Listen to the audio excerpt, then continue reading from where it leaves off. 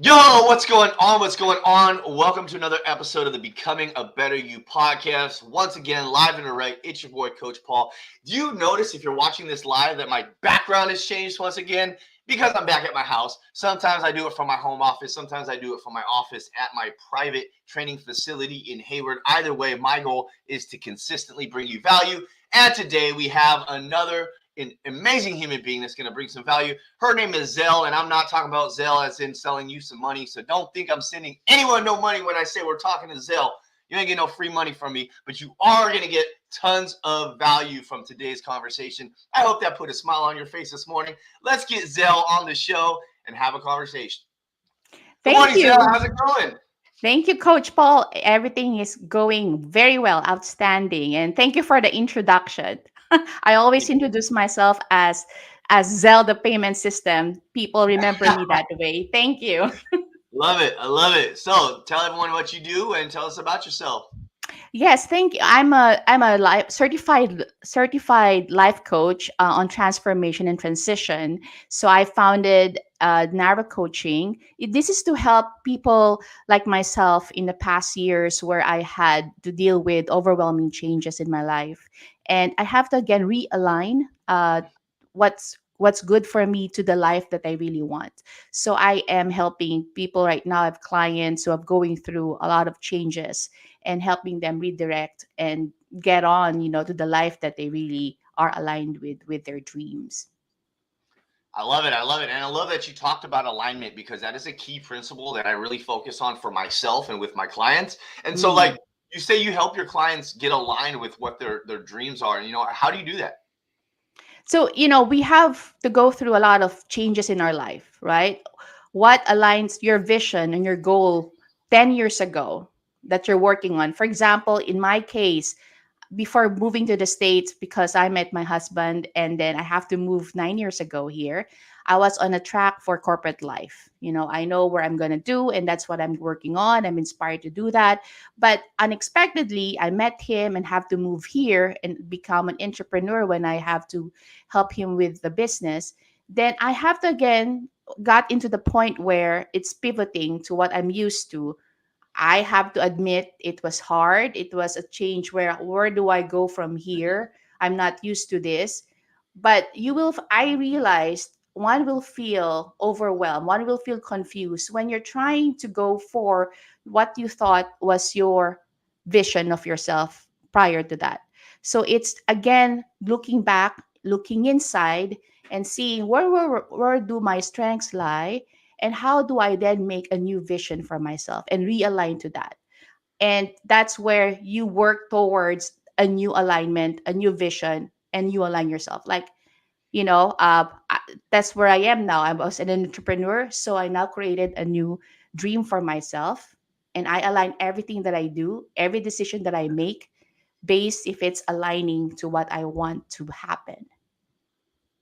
I love it. I love it. And that's actually something that I do with my clients as well, and something that I do with myself as well. And I Mm. love the fact that you talked about completely transforming your life. You went from the Philippines, and then you came, and then you had to completely transform your life, right, and change your life from where you were at to where you are, and you were able to change your life in a way that aligned with what your goals are. And I find that incredibly important because a lot of people, they say they have these ideas, these goals, these things that they want to accomplish, but they don't align their daily activities, their Mm. daily actions and tasks with those goals. They're like, okay, hey, I want to accomplish X, Y, Z. Cool, you want to accomplish all these things, but what are you doing to accomplish them? I work in Mm. the fitness industry, and I help people lose body fat and gain confidence. And when I talk to someone and I have a conversation with someone, especially they hit me up in the DMs like, Coach Paul, I want to lose 80 pounds. I want to lose 60 pounds. I want to lose 20 pounds, whatever that may Mhm. be. I said, okay, cool. What are you currently doing to do that? Like, oh, well, I eat pretty healthy. I'm like, all right, can you tell me what you eat? And like, oh yeah, I only eat like 3 times a day, and I eat like, 100 calories each meal. I eat 900. As this woman say, I eat 900 calories a day. You don't eat healthy at all. Your metabolism is absolutely destroyed, and no wonder you can't lose weight. You are killing yourself, young lady, right? And so, like, they're not aligning, like you said, they're not aligning their daily activities, their daily tasks with their actual goals. Yeah, and I've seen your lives and I've seen your videos, Coach Paul, and you mentioned about alignment in all of those, and as well as taking, how I approach my client is the same as how you approach your clients too. It's also telling them to make small changes. I saw Yes, your video about take one and add two, and it's the same thing. So aligning doesn't have to be what your goals are, it's also what you want to be identified as, right? So when you want to change to a new identity, you align everything that you do towards that identity. And you spoke about it as well in fitness and as well in life and as well in career. I also say the same to my clients, like, who do you want to be? Okay, you cannot be like everyone else. You are probably beating yourself up because, hey, you're like in fitness, you may not have the metabolism of a 20-year-old, right? So you yeah, need to bespoke yourself. Your coach bespoke with you what works with you, because at the end of the day, it's still the same vision, it's still the same goal that you want. So we both work on the same logic of small steps, big shifts, right? absolutely. And I think that's where a lot of people they self-sabotage themselves because Mm, they have this belief system that in order to get results, I have to do this extreme whatever, right? Extreme workouts or extreme nutrition plans or diet hacks or like all this craziness. And I'm like sitting here on my Instagram stories, like, hey, yo, all you gotta do is walk more. All you gotta do is eat a little bit more protein. All you gotta do is lift a couple weights here or there. And eventually you'll get to that place. But we compare ourselves to others, especially social media. I think social media can be a dangerous place if you don't have the mindset to approach it. Like I approach social media as an opportunity to give back. I approach my mm, social media as an opportunity to serve more people and impact more lives. But there was a time where I would look at other fitness coaches and be like, damn, he's more ripped than me, or damn, mm. they got more clients than me. They help more people than me. And I would judge myself based upon that. And I think a lot of others individuals do that until I got to sit back and be like, wait a minute.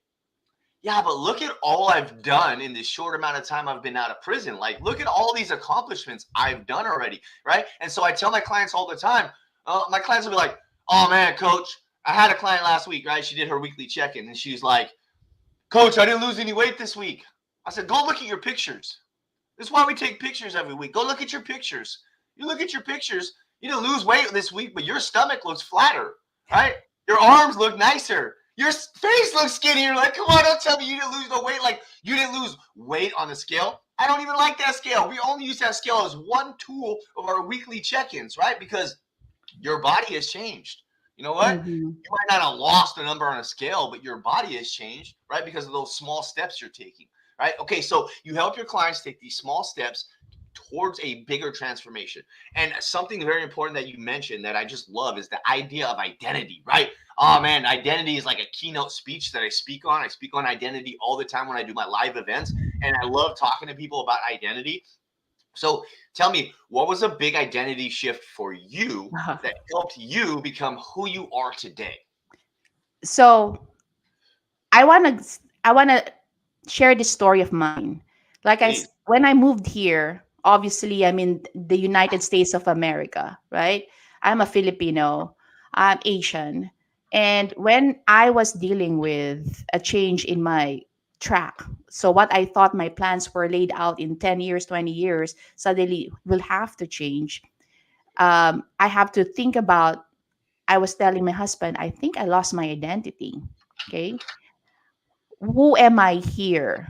Who is Zelle here? I know who I am way back home, but who am I here? The reason why I joined Masterminds was because of the fact that I wanted to also put a voice to my identity as Filipina, as Asian, as an Asian American. Not a lot of Asian would be doing what I do. So I decided on an identity that I want to be a voice, to do what I feel like I could change myself to a new you, right? How you're working on your clients, how I'm working with my clients is also based on how I work on myself. You have shared your story, Coach Paul, about how you have transformed and changed your identity. from the prison walls to now a well-known fitness coach, and you speak about it. And it's the same thing for me. A lot of people have moved to different countries, and it's the same story as mine. They try to find out, oh well, will I just be a wife? Who am I here? They try to stick with the same, and there's nothing bad about our own culture. I still enjoy it, but they never realize on top of what you enjoy as your own culture, you can add to that an expanded view of putting more of an American culture, right? Yeah. And that's the way it is. Like, same ethnicity gravitates towards the same ethnicity. That's how it is. And I do have mine. But what if you try having more, also have additional friends of different ethnicity? Right, so that's my identity challenge before, and I made a decision to change that so I can meet someone like you, right, and interact with someone like you, meet a lot of great people, different ethnicity, work with different clients that are not just Asians. And that's where I say identity as you is also a big decision, and that's non-negotiable for me. I love it. I love it. And I think that to kind of tie into what you're saying as well, that, you kind of touched on there is when we're talking about changing our identity, right? A lot of it has to do on it's a value based thing, right? It's based upon the values that we hold for ourselves, the core values that we hold for our life, and what we want out of life. Mm. Because for a long time, I took on an identity that wasn't truly mine, which kept me incarcerated for a very long time, that kept me engaging in criminal activity for a very long time. Like, and when I decided to take on a different identity, like it was not easy. And like you just said, it's not easy to take on that new identity. But when you try something new and you see that it works and you get that small step here, small step there, and keep adding to it, it becomes easier to take on that new identity. And one Eh, thing that I always want to tie into when it comes to identity is a lot of people talk about the two pieces of identity being who you are now and who you want to become, right? mhm. And that's important. But in order to become that person you want to be in the future, your future identity, you also have to determine who you have to be today, right? And what I mean by that is like if we say, okay, my goal is to be, I'll use fitness as an example with my clients. Okay, my clients will be like, hey, I want to lose 20 pounds. Okay, awesome. So right now you're a woman that's a mom, that's a full-time job, that feels that you don't have enough hours in the day to get everything done. You have two kids at home, you have a husband, and you want to lose 20 pounds. And then your goal is to be lose the 20 pounds, be toned, eat healthy, this and that. Okay, cool. So those are the two identities most people talk about. But that middle identity that most people miss out on is who do you have to become to get to that goal, right? Because you don't just lose 20 pounds overnight. It's not like, oh, I'm going to wake up tomorrow and I lost 20 pounds and I made it. Yay. It's like, okay, who do you have to become? And in order to determine that, you have to sit down and say, okay, to lose 20 pounds, what kind of person is going to be able to lose 20 pounds? Probably someone that gets their steps in, probably someone that eats more protein, probably someone that tracks their food, probably someone that exercises regularly, drinks a lot of water, gets enough sleep, gets some sunlight, right? These are all things you get to add to your life. And then you say, okay, tomorrow I'm going to go for a walk. And then the next day, I'm going to walk a little further. And then the next day, I'm going to track my food. And then the next day, I'm going to stop eating fast food. And then you start adding step by step by step. And then you take on this identity of someone that can get to that goal. And I'll use Mhm. myself as an example, right? Because I've always been into exercising. I've always been pretty fit. And so even when I'm like right now, I'm super dialed in. But even when I'm not, I can go to an event or I can go to a whatever, pretty much eat whatever I want and not have to worry about gaining a lot of weight because I exercise so much. And for the most part, I eat pretty healthy. But right now, I'm super dialed in. Super dialed in. So last night I go to this meeting and I'm part of this committee here in the community. And so I'm at this committee meeting and they have a bunch of fast food, right? They have a bunch of food there, including lumpia, right? And I love me some lumpia, and so so they're over there and I'm sitting next to my friend and she's Filipino as well, right? So she's like, Paul, you're not gonna get no lumpia? I know you like lumpia, like your girlfriend's And Filipino the too. with pancit. Yeah, and I'm just like, nah, I'm good. And then my other buddy, Luis, he's Hispanic, and he's like, he sees like he over there getting his plate, and he's all, bro, get you some of this. Like, nah, I'm cool. He's like, why not? I said, bro, like I got goals, and like it's clear recently I've lost 15 pounds, right? 15 pounds of body fat, right? Because I'm prepping for a bodybuilding competition. So I looked at him and I was like, bro, you don't get a body like this by eating all that lumpia, you know? And he was like, you're good. You're okay. I got you. And the reason being is because in past committees, I'll go eat the food because I wasn't worried about losing weight, right? But right now I'm really focused on losing fat and prepping for this bodybuilding show so I can be super ripped and super shredded. And so in order to do that, I had to take on this identity of someone that doesn't eat that extra food, right? That tracks their food every Mhm. single day, that gets their steps in every single day, even when I don't want to, that goes and does their 200 to 250 calories of cardio every day, that hits the strength, like all these extra fine tuning that I'm doing right now is part of the identity that I've adopted, right? And so it's just crazy to think about, like, in order to become who you're supposed to be, you have to change your immediate identity and make those small steps each day. See, you've decided that your identity, you're a bodybuilder, right? Yeah. You're ripped. That's it. Yes. And it's the same. Like in life, what I also share with you is the reason why you have clients, right? Even though people can Google exactly what you just say or Mm-hmm. read the books to help them be the identity. I mean, read Atomic Habits. It's the same thing of having your Great book. identity.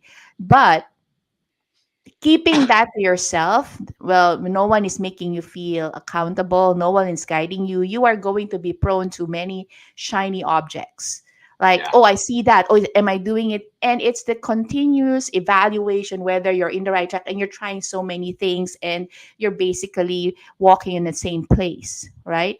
And it's the same with people in coaching. Yes, you can read all the personal development book, all the mindset coaches tells you, all the whole motivational um, quotes that you see online. However, when you're dealing with the very self that's making you have all these different, the good and the bad Yeah. notions, the shiny object syndrome, it Yeah. helps to have another person guide you to keep you in line to your goal, to see the other side of you. And it's the same with fitness, right? You can do it yourself, of course, but there will be a point where you are yourself demotivated. No one is going to push you. You need to push the demotivated you who's already demotivated, if it makes sense at all, right? And that's the reason people need someone to hold them accountable. And it's the same with life coaching, it's the same with fitness coaching. Why do they go for coaches? Is to Yeah. get them out of their mind and just focus. Absolutely. And you know what? I've worked with a lot of coaches throughout my life. I've got like multiple coaches I'm working with right now in different areas of my life and my business. And one of the key principles that I always hear from all of my coaches that are super successful is success leaves clues. And I'm going to say that again for anyone watching this live, anyone listening to this podcast. I want you to write this down. Success Mhm. leaves clues, right? So if you want to be successful in any area of your life, doesn't matter what it is. It could be fitness. It could be your mental health. It could be your business. It could be at your work, and it could be in school. It doesn't matter. Whatever you want to be successful in, success leaves clues. So if you look at someone that is successful in that area and you see what they're doing and you mimic what they're doing, you will become successful as well. You will see the same success that they see because they've already left the clues. They've already shown you what actually works. And Mhm. so, like, for example, you're talking about coaching. I have a bodybuilding coach right now that I paid a lot of money for him to teach me how to become as shredded as I need to be shredded in order to be on that stage at the end of the year, right? Because I'm not a bodybuilding specialist. That's not my specialty. Right? My Mhm. specialty is moms and their metabolism. That's my specialty. Like, I'll nerd out on your metabolism and help you rebuild your entire metabolism, help you really like shred body fat as a mom because I want to help the youth and I have this deep purpose to impact the youth. And I understand that moms play a direct, they run the household. Moms run the household. I don't care who you are, what you think. The moms run the household. So if we can help moms create healthier lifestyles, right? We can also affect their kids, and that's my goal, right? I have this shirt on right now. Actually, it says "Dream Beyond Bars," and on the back it says "Close youth prisons and build youth leaders." Right? That's the mission I'm on. It's like impacting the youth and helping the youth grow into who they're supposed to be. And I understand if I can get that at the core, if I can get that in the household by helping that mom transition their life and transform what they're doing, I can also affect so many people. Right? But I have a bodybuilding coach. I have a business coach for my fitness business. I have a business coach for my speaking business. I have a speaker coach for my speaking, right? Like I have all these different coaches, and all of them are successful in different areas of their lives that I want to be successful in, right? So I can sit there and be like, all right, cool. So if I want to be a successful online fitness coach and a successful gym owner, which is what I'm doing now, it's my main business, then Mm. I have a coach that's come. Both my coaches, my two online fitness coaches, right? Cole and Brian. Both of them come from drug abuse, alcoholism, trailer parks, the hood, like the hood for Canada, right? I'm from a different type of hood in California, but like still, like they don't come from the best environments, right? I didn't hire a coach that was like born in like this silver spoon lifestyle. I hire these business coaches that are like they've been where I've been, they understand what I've been through, and then they can say, okay, but now they have thousands of clients, they help people every single day see success, they transform lives, they're successful themselves, they got beautiful families, big houses, nice cars, all these cool things going on for them, they travel all the time, and I get to sit back and say, okay, I want to be like that one day, so I'm going to do exactly what that person does. Same with my bodybuilding coach, right? He's Mhm. jacked. This dude's just like shredded. I'm like, bro, I want to be like you. Cool. Then I paid him to teach me how to get there, right? Because success leaves clues.